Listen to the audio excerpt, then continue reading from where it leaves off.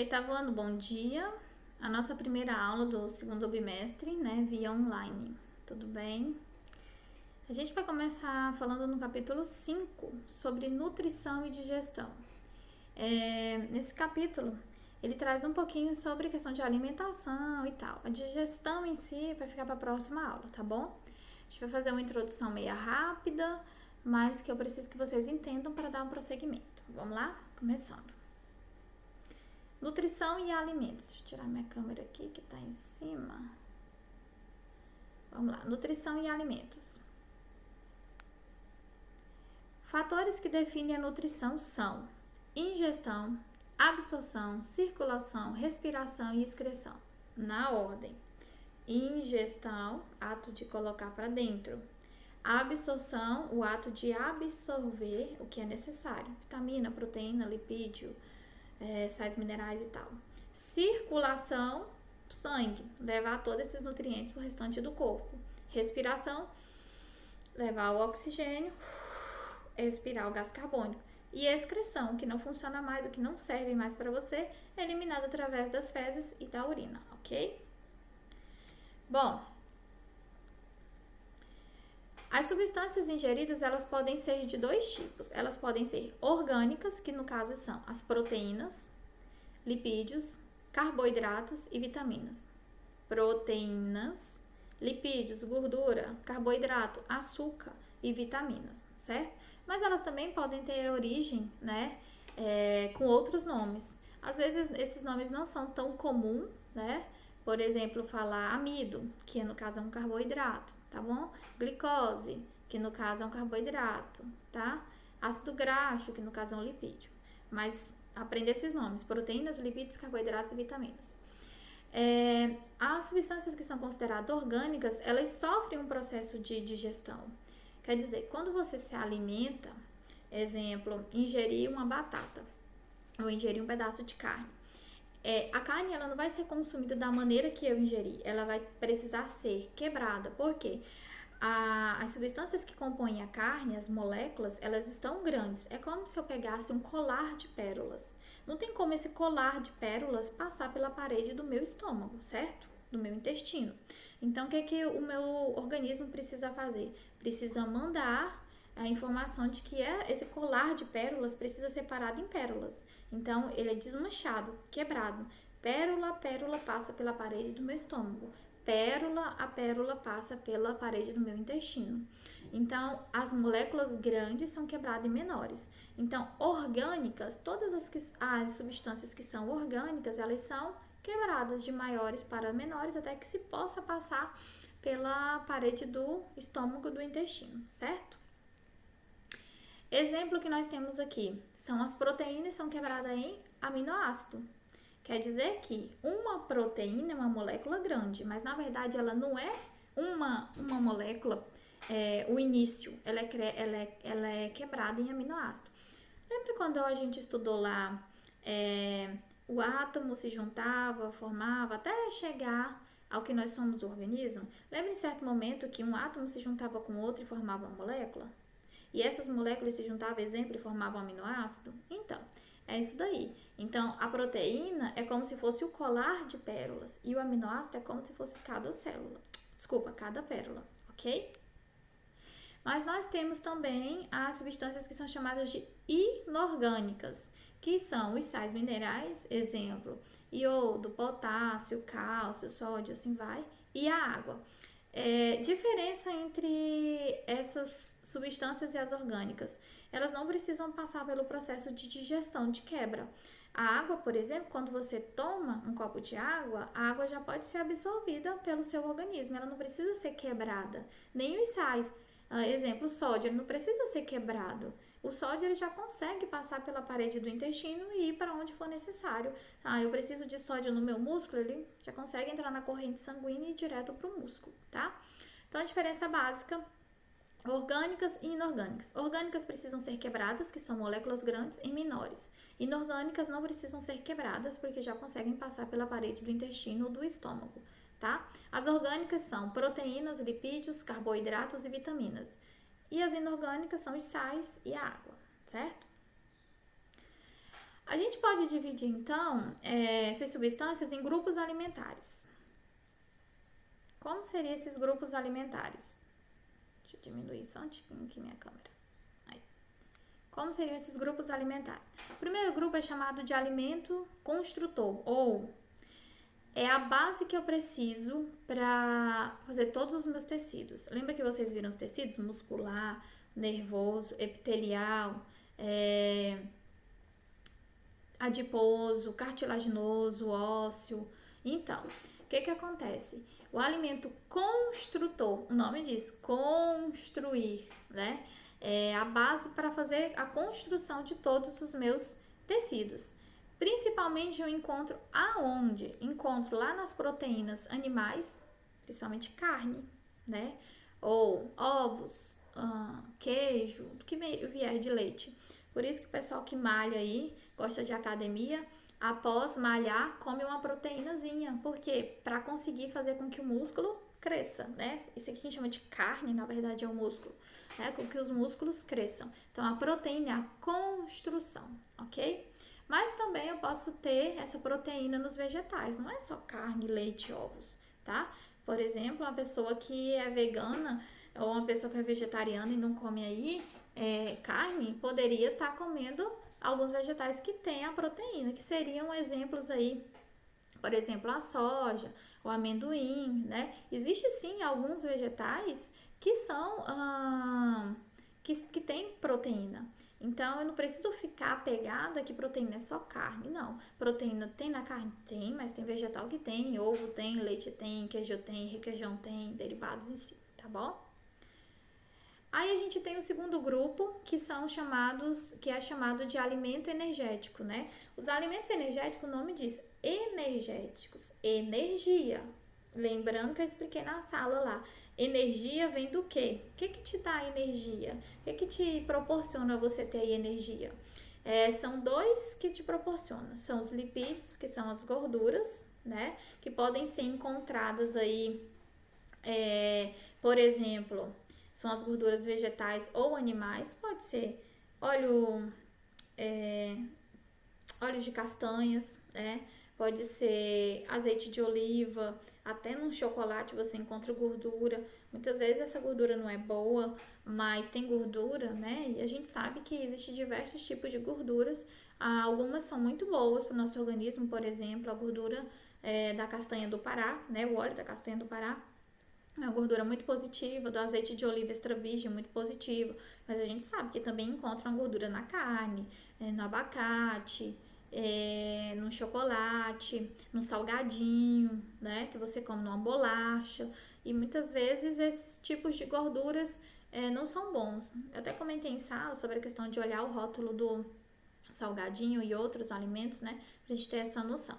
Então, gera energia são os lipídios, que no caso, se eu tiver em excesso, vai ficar lá armazenado na célula adiposa, né? Mas os alimentos energéticos também, como eu falei, são dois tipos.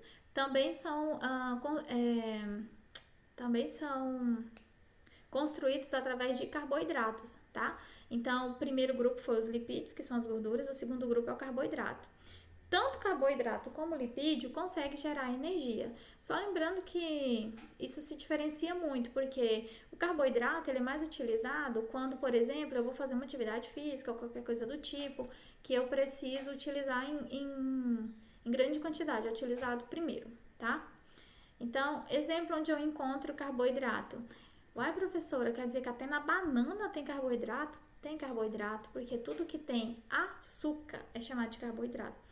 Claro que tem açúcares bons e açúcares ruins. Todas as massas, pão, macarrão, tudo que você come a respeito de massa, rosca, tudo tem carboidrato.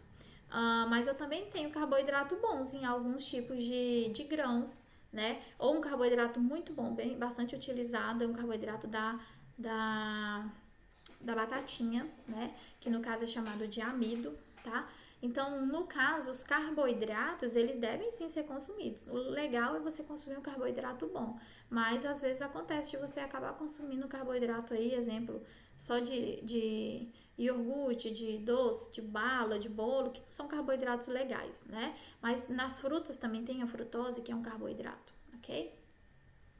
E o terceiro grupo são os alimentos reguladores, né? Reguladores, regular, o nome diz, certo? Reguladores, regular. Os alimentos reguladores, como diz, ele regula os processos do nosso corpo. São esses, as vitaminas, né? Aí eu coloquei um desenho, não sei se dá pra ver direito, mas as vitaminas podem ser vitamina A, vitamina do complexo B, que é B1, B2, B12, assim vai.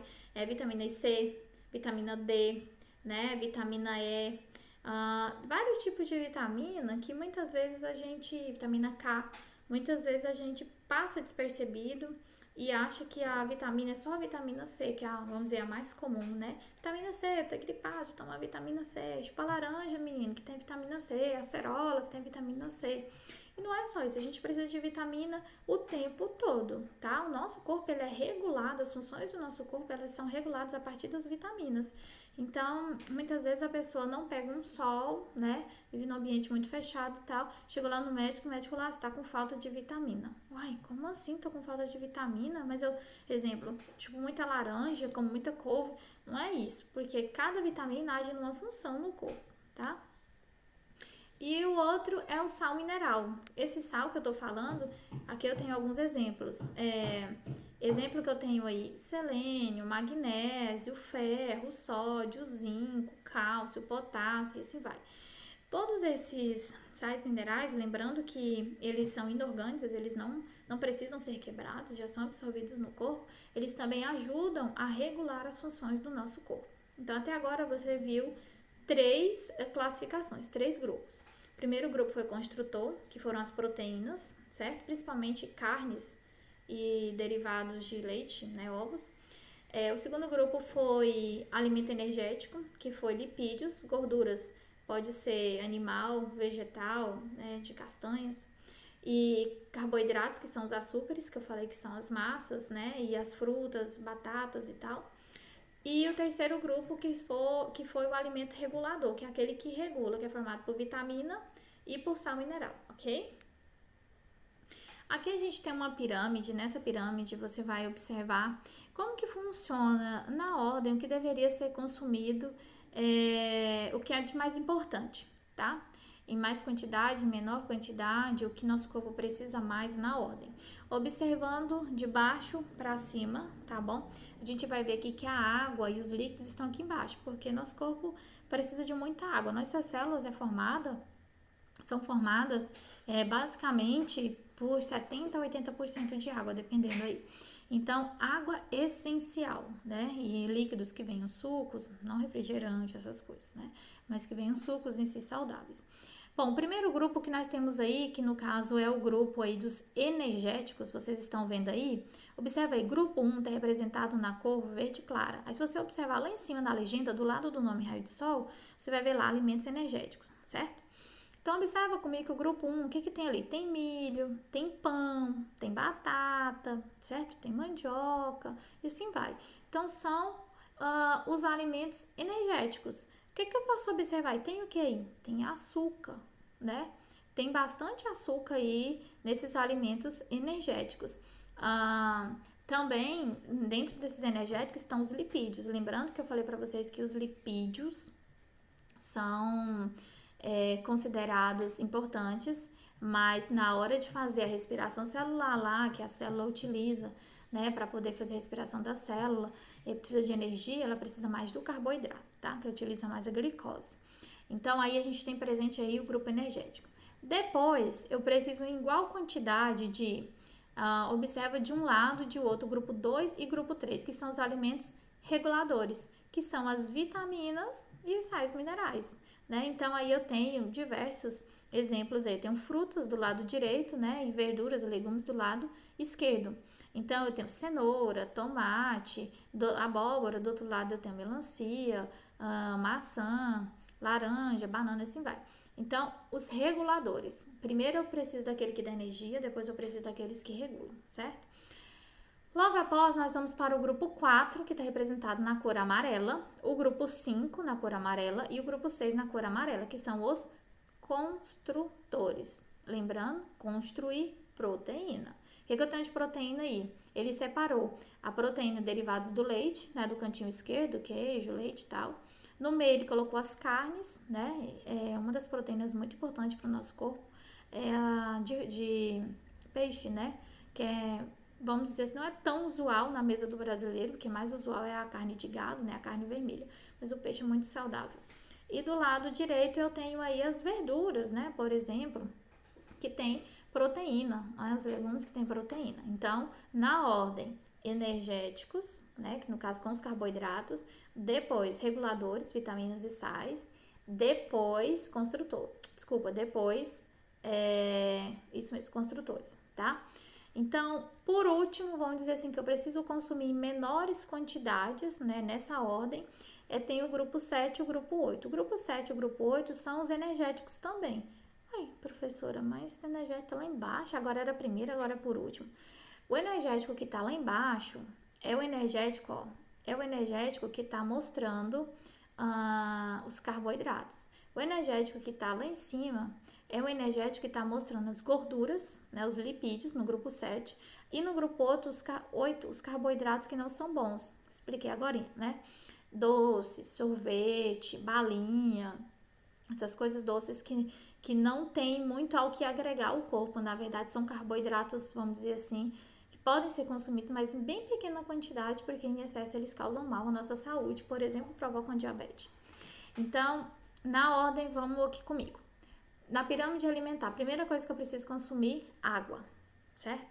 Segundo, carboidratos, que no caso são alimentos energéticos. Depois, eu preciso consumir alimentos reguladores, vitaminas e sais. Depois, eu preciso consumir construtores, que são carnes, leites, o que tem proteína. Por último, me sobrou as gorduras, né?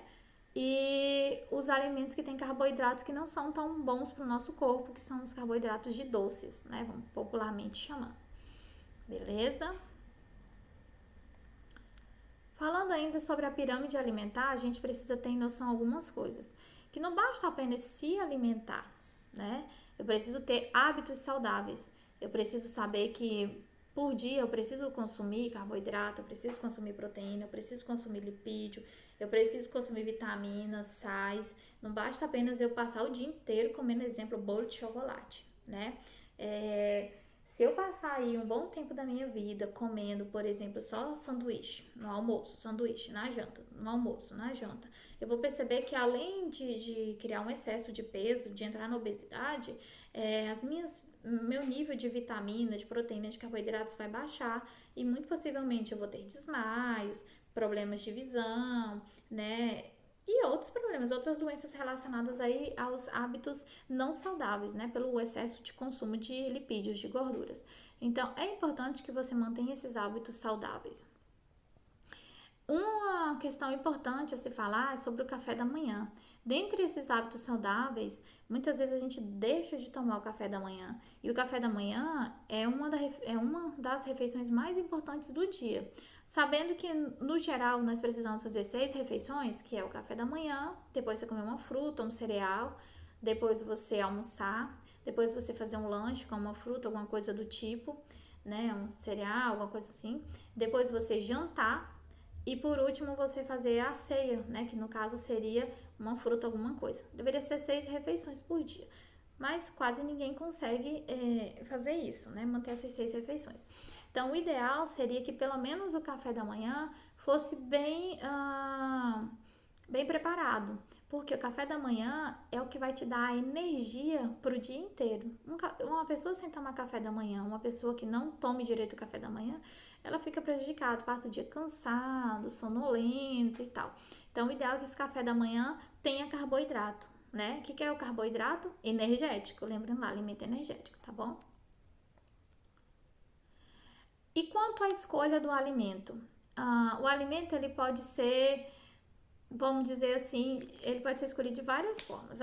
Existem algumas preferências. A preferência é que seja um alimento in natura, ou seja, natural, não seja, se, por exemplo, fazer uma salada, que se faça, exemplo, uma couve, cortadinha, picadinha, cenoura ralada, não cozida, porque a partir do cozimento você já perde mais de 50% das vitaminas, dos sais que estava presente naquele vegetal. Ou orgânico, no caso de ir ao mercado e comprar. Tem lá escrito alimento orgânico, isso quer dizer que ele foi cultivado longe de agrotóxicos. Então, isso é importante. Claro que a sociedade ainda não consegue fazer esse paralelo, porque os alimentos orgânicos são mais caros. Mas só o fato de você poder comer um alimento que não tem agrotóxico, que possivelmente não vai te causar um câncer ou outras doenças futuras, já é um grande passo, né? Então, dá preferência sempre para alimentos in natura ou orgânicos, né? Aí tem os exemplos para vocês verem aí, né? Sempre os alimentos orgânicos, eles até são mais vistosos, mais brilhosos em si. E sempre vai ter uma plaquinha indicando que é orgânico. Alimentos integrais também são muito importantes. Eu não gosto muito de alimento integral, né? Mas tem gente que adora. Mas eu costumo comer algumas coisas integrais porque são mais, vamos dizer assim, mais saudáveis para o nosso corpo. O alimento integral, ele mantém as suas substâncias, se é proteína, se é carboidrato, que seja, ele mantém. Então, hoje nós não temos mais só o arroz que é integral, hoje nós temos macarrão, né, que é integral e outros. A gente vê que o alimento integral, ele tá passando a ser consumido, né, talvez não com tanta frequência igual os outros, mas o consumidor vai aprendendo. E você pode dar preferência também por consumir um alimento integral, não precisa ser tudo na sua casa, tá? Agora a gente vai falar sobre o processamento desses alimentos. Como que esses alimentos chegam até a sua mesa? É simples assim o processo? Não é simples. Então, o processamento do alimento, em geral, funciona assim. O alimento é colhido, depois ele é limpo, depois ele é embalado, ele é transportado. Ele pode ser transportado para um supermercado, ele pode ser transportado para uma indústria, e dali ele vai ser, né, processado, vamos dizer assim. Muitas vezes esse alimento ele é processado e junto a ele são colocados aditivos. O que são os aditivos? Os aditivos podem ser de vários tipos. Aditivo é aquilo que vem para adicionar, para ter algo a mais ou permanecer a mais. Um exemplo de aditivo são os conservantes. Para que serve um conservante? Para impedir que fungo e bactéria possam vir naquele alimento. Então, se você pegar um rótulo de um alimento que vem escrito lá contém conservantes, significa que lá tem um produto, né, para poder proteger aquele alimento, para que os fungos não se proliferem, as bactérias não se proliferem. Por isso que tem uma data de validade. Até aquela data de validade, o alimento está tranquilo para poder ser consumido. Depois da data, o conservante não está mais fazendo efeito, tá? Pode ser, esse aditivo pode ser também um espessante, é aquele que mantém a consistência. Por exemplo, né, eu vou tomar um sorvete, ele tem aquela consistência, aquela liga, aquela gelatina, né, ela tem aquela consistência para manter a consistência do produto.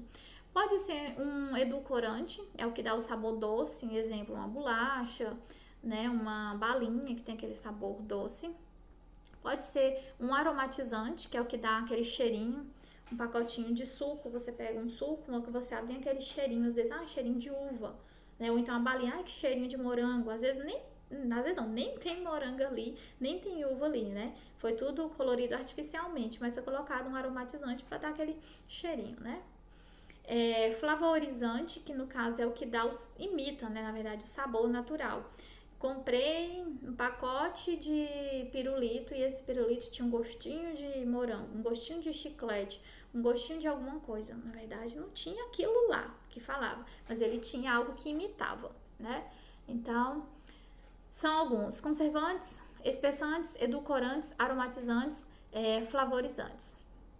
Então, veja aqui que eu coloquei alguns exemplos para vocês verem, né? Alguns produtos, tá vendo esses produtos bem coloridos, né? Esses produtos bem coloridos aí, tem muito edulcorantes, que são os produtos doces, né? Balinha, chiclete, gelatina e tal. Mas a gente também tem os conservantes, por exemplo, aí eu tenho o Yakult mostrando aí, né?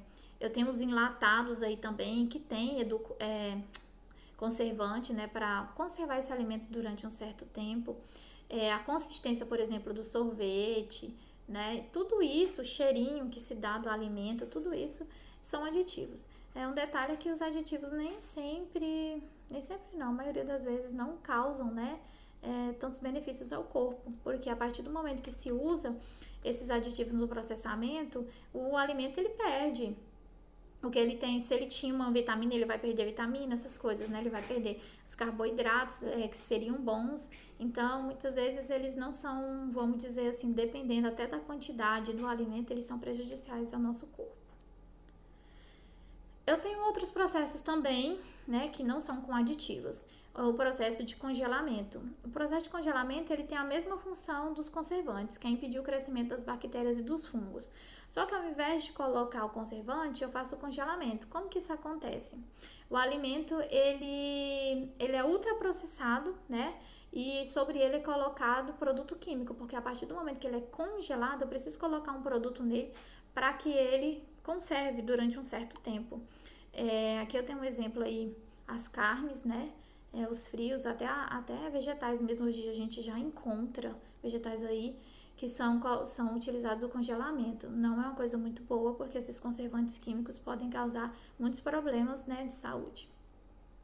Também tem um processo de pasteurização, que elimina grande parte dos micro-organismos, que é feito da seguinte forma: aquece em alta temperatura, por exemplo, o leite, e depois resfria rapidamente. Nesse processo de aquecer e resfriar, grande parte dos micro-organismos são mortos, né? São usados aí principalmente para leites, mas também se usa para ovos. Outro tipo que não é muito legal, né? Por isso que lá atrás eu falei, o legal é consumir alimentos orgânicos. O legal é consumir o alimento in natura, né? Se é uma carne, não é uma carne congelada, é uma carne que está lá no açougue, né? Que foi retirada lá da câmara fria, que não está congelada, não passou por esse processo. Se é o leite que seja in natura, aquele leite que dura 3, 4 dias, aquele leite que você compra no pacotinho, que dura no máximo uma semana, não aquele leite de caixinha que dura não sei quantos dias. Imagina, um leite durar não sei quantos dias. Alguma coisa ilegal, né, vamos dizer, pro nosso corpo tem ali, né? Porque tem um conservante ali que vai deixar o leite durar esse tanto de dias. Então, pro produto foi bom, mas pro nosso corpo pode não ser. Então, sempre dá essa preferência pros in naturas, tá? Mas eu tenho também as conservas, que são as salgadas e as doces. As conservas, elas mantêm as propriedades dos alimentos, vamos dizer assim, mais próximo do original. Quer dizer que de todos esses processos, as conservas são as mais saudáveis, né? É tipo uma conserva de pimenta, por exemplo. Essa conserva de pimenta, você praticamente tem a pimenta igual você tira lá do pé, né? Mas a gente faz conserva de outros alimentos, por exemplo, picles, né? A gente faz conserva de cebola, cenoura, qualquer outro alimento. Então, ela praticamente conserva, né? O alimento próximo ao original. Azeitona, palmito. Geralmente, nessas conservas se usa vinagre, água, sal, né? Às vezes esquenta muito rápido e resfria também, mas o alimento ele não passa por nenhum uso de conservantes, né, nem produtos químicos, tá bom? Bom, a nossa aula de hoje era isso. Eu espero que vocês tenham compreendido, foi coisa bem simples mesmo, mas era só uma introdução do capítulo. Na aula que vem a gente vai falar sobre a digestão, que aí vai ficar um pouquinho mais, tá, mais aperfeiçoado. E durante a aula eu vou estar falando também sobre as atividades que devem ser feitas, tá bom? Na aula online. Até mais. É isso aí.